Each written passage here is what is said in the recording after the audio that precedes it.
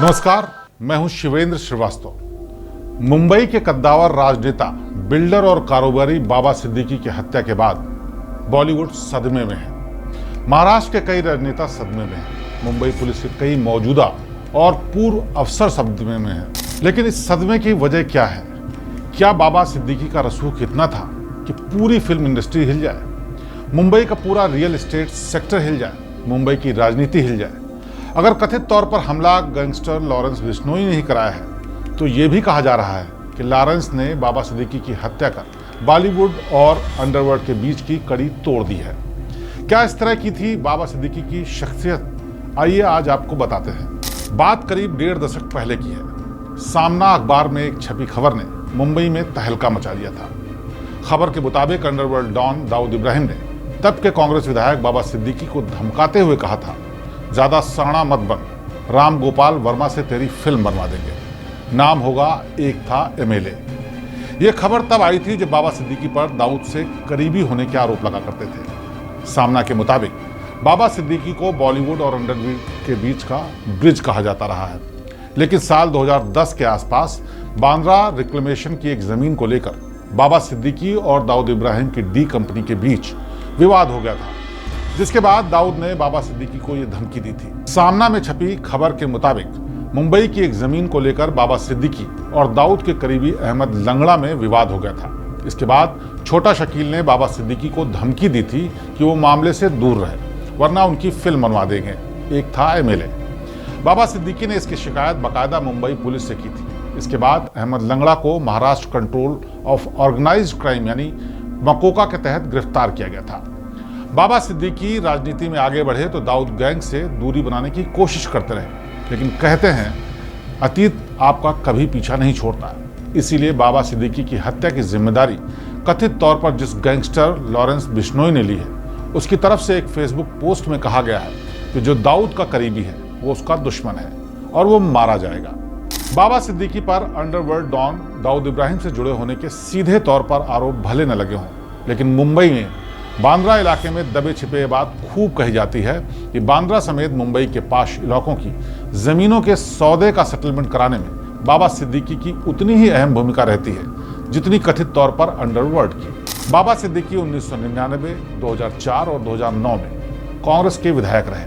महाराष्ट्र सरकार में वो कैबिनेट मंत्री रहे और Maharashtra housing and area development authority यानी महाडा के चेयरमैन भी रहे। बाबा सिद्दीकी ने इसी साल फरवरी में एनसीपी अजीत गुट का दामन थाम लिया था।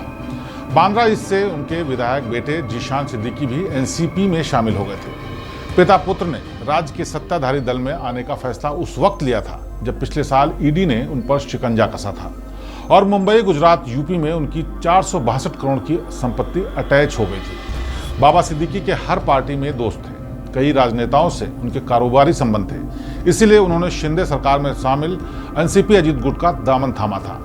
बाबा सिद्दीकी की मुंबई के बांद्रा ईस्ट में शनिवार रात उस वक्त गोली मारकर हत्या कर दी गई जब वो अपने बेटे जीशान के कार्यालय पर कुछ लोगों के साथ पटाखे फोड़ रहे थे। बाबा सिद्दीकी का पूरा नाम जियाउद्दीन सिद्दीकी था।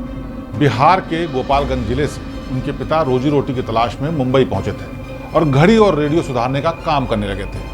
बाबा सिद्दीकी का जन्म पटना में अब्दुल रहीम सिद्दीकी और रजिया सिद्दीकी के घर पर हुआ।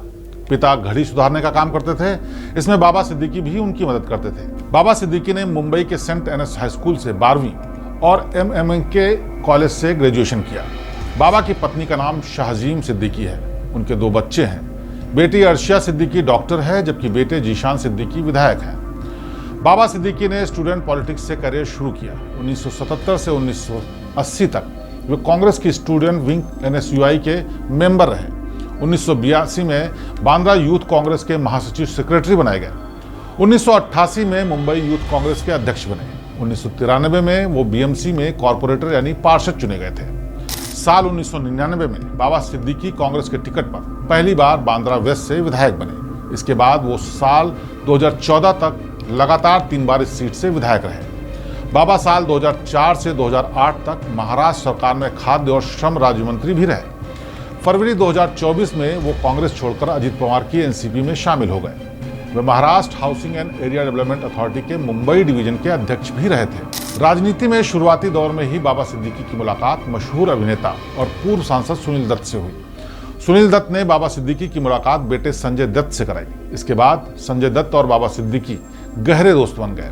संजय दत्त ने ही बाबा सिद्दीकी की मुलाकात सलमान खान और दूसरे कई फिल्मी सितारों से कराई थी।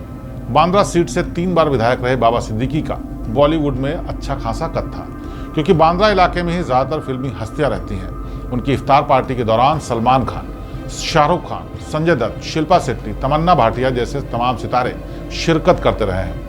ऐसी एक पार्टी के दौरान साल 2013 में सलमान और शाहरुख की 5 साल पुरानी लड़ाई भी बाबा सिद्दीकी ने ही खत्म कराई थी।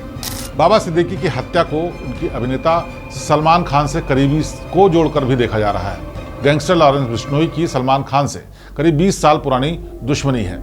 काले हिरण के शिकार के मामले को लेकर लॉरेंस बिश्नोई सलमान खान से बदले की फिराक में रहता है।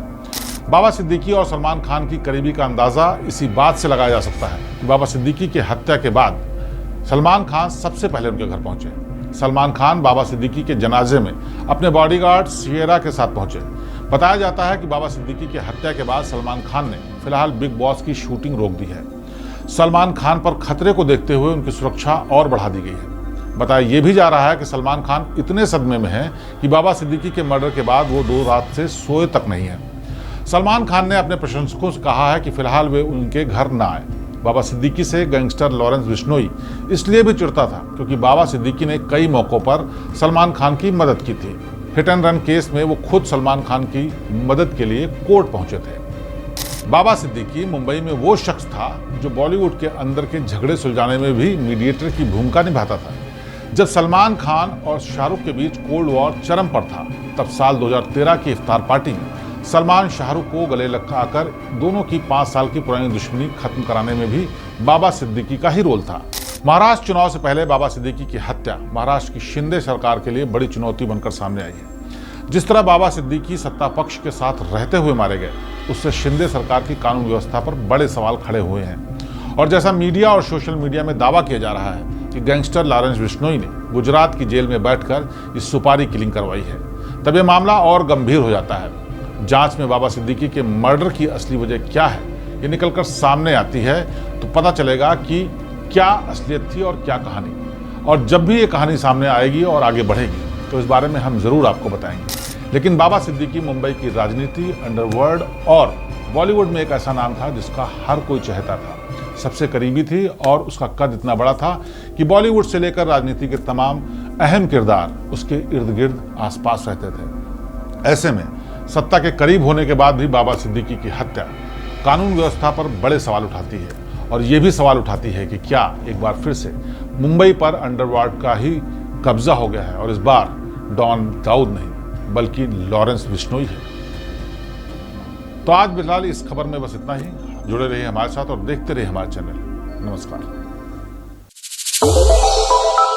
श्रेष्ठ भारत पर खबरों से जुड़े रहने के लिए चैनल को सब्सक्राइब और लाइक करें, बेल आइकन दबाएं और देखते रहें श्रेष्ठ भारत।